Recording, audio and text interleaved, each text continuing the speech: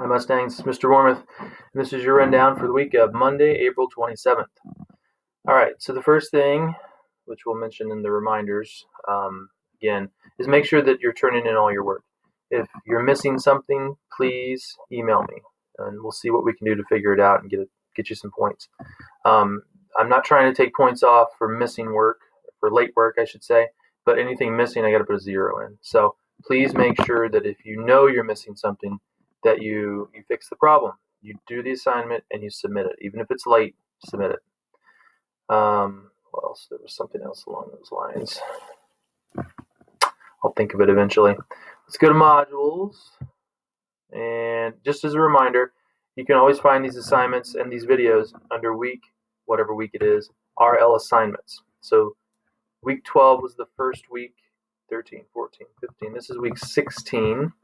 Only 3 weeks remaining, so it's going to go really, really quickly. We meet once as a class this week on Wednesday. We meet twice next week, and then one more Wednesday, and we're done. So let's talk about the reminder. This is a Navy Day on Monday, April 27th. It's not a class day, but even though it's not a class day, you still have reading that you're going to do in order for us to get through our book. We have 2 more weeks. We're going to get through Al Capone. And also, you can study your tiny cards, your Greek and Latin roots, just whenever you want to. It doesn't have to be today, but there will be a couple of questions on your reading check for Wednesday. Okay. All right. Did it work? I think I clicked on this accidentally. Let's see if it works. I don't think it's working the way it should. It's not. I'll go back and fix that, but it's going to work for you. So anyway, you're going to go to Tiny Cards and you're going to look for list 4A. If for some reason this doesn't work, obviously if you see anything that doesn't work, shoot me an email and we'll fix it. All right, so read your book. That's the main thing. Up through chapter 23 for Wednesday. Okay, your reading check is going to be a little longer this week. It's going to be 10 questions and not 5. But I've removed the timer.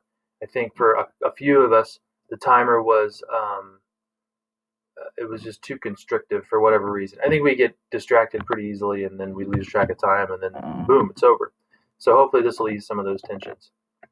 So Wednesday, April 29th. Today, let's begin with a reading check over chapters 11 through 23.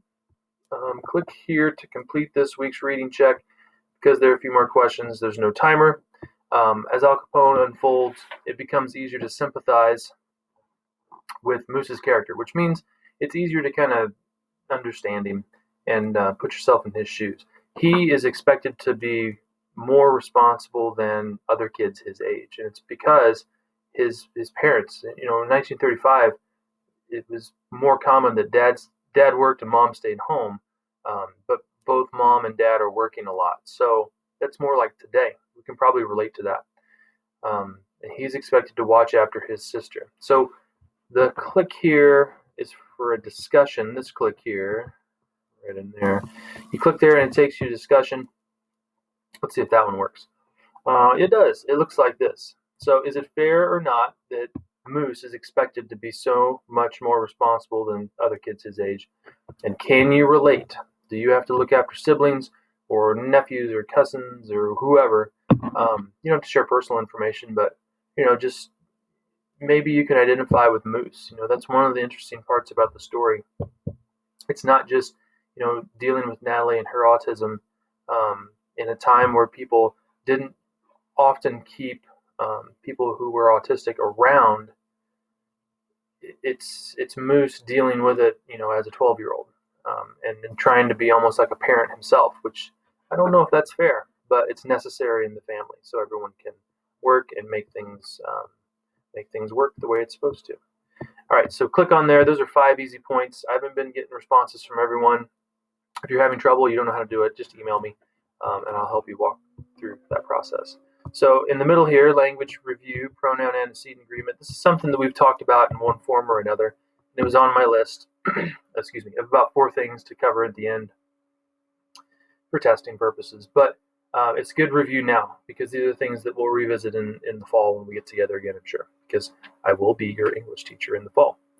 So pronouns must agree in number, it says, singular or plural, and gender, with their corresponding antecedents. So the example here in the middle, the white box, illustrates that. Jane called her friend, John called his friend. Now this is not a new idea, right? Jane is a girl, we need to use a female pronoun, her, and John is a boy, we're going to use a male pronoun, his. So that's essentially what the video down here is explaining to you. The other idea is this idea of singular or plural. If you have a singular word like John, then you would use a singular pronoun to represent John. The girls finish their job, this last example down here. Well, girls is not singular, girls is plural. So you need a plural pronoun like their, meaning more than one, to make this sentence work. And that's called agreement. So that's what the video reviews for you. You can watch that. Oh, excuse me.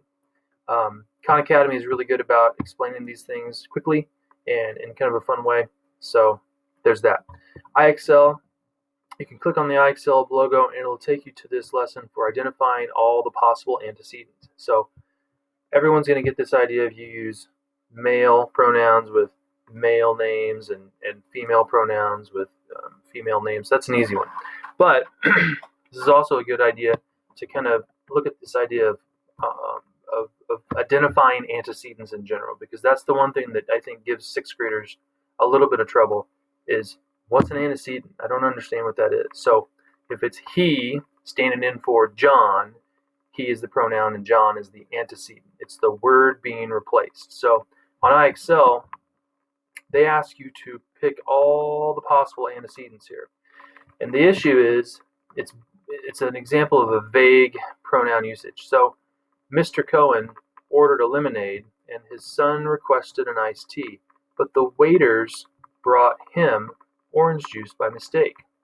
Him, in bold, is the pronoun. But who does him refer to? Is it Mr. Cohen or is it his son?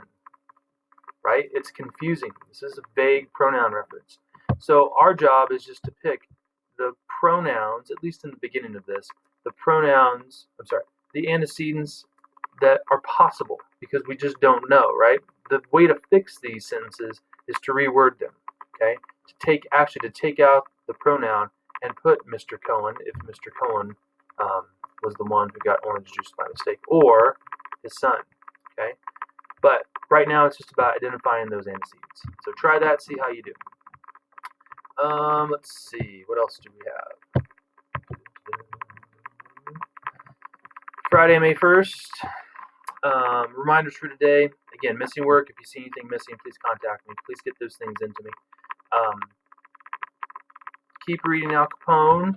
You should be through chapter XX by Monday. I'm going to fix that. Let's go ahead and figure that out right now. Click here for the current reading guide. So if you click here, it says Monday, April 27th. That's this week. So 19th, Wednesday, April 20th. That's this week, and that is your reading check. The 23rd. So make sure you're ready for Wednesday this week up through chapter 23. And then Monday, May the 4th, will be the next time we have class. So 30. Okay. So we need to make sure that we're up through chapter 30 for next week. Always use your reading guides, okay? So you know where you need to be. We're going to finish this story. We're on track to finish this story next Friday, okay? All right, so I'm going to fix this and put 30 for Monday. The other thing is tiny cards. You can go ahead and start looking at the new list. 4B, let's see if this one works. We'll fix all the problems later. Oh, this one's going to work. But I'm not going to go over them with you because you still have the 4A list. Okay, I'm glad it's working. That's good. The last thing here is a video for you. This is something we watched in the past in our class too. Not this year, but last year. About these three guys that escaped Alcatraz in 60 or 63. And they never found them, so we don't know. It's a mystery. Did they make it or did they die? So you should watch the video. The video says in 2013, the FBI received a handwritten letter, and the writer claimed to be one of the people that escaped. So watch the clip. It's pretty interesting. That's everything for this week. I know it feels like we're not doing a whole lot because we're focusing on Al Capone. So the main thing you need to do is read Al Capone, stay current with that, and then also make sure you take your reading checks as you have them, and just kind of play along with these IXLs for now. Okay.